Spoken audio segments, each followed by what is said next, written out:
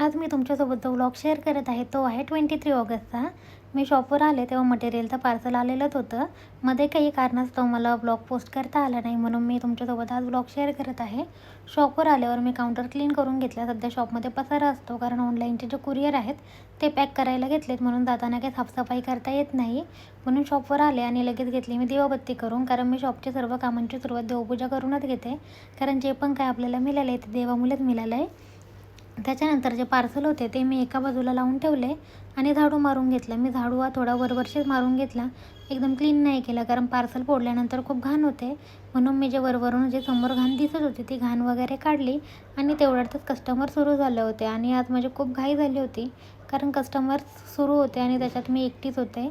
आणि एकटी असल्यावर कस्टमर हँडल करणं खूप कठीण आहे. एका वेळेला जर 2 कस्टमर असतील तर ते हँडल होतात. पण असं काय झालं होतं त्या दिवशी की एक साथच 3-3 4-4 कस्टमर येत होते. ते काय मला व्यवस्थित हँडल होत नव्हते. सकाळी 11:30ला कस्टमर सुरू झालं होते, ते रात्रीचे 7:30 वाजले तरी कस्टमर कंटिन्यू सुरूच होते. जेवण पण करायला काही वेळ व्यवस्थित भेटला नाही.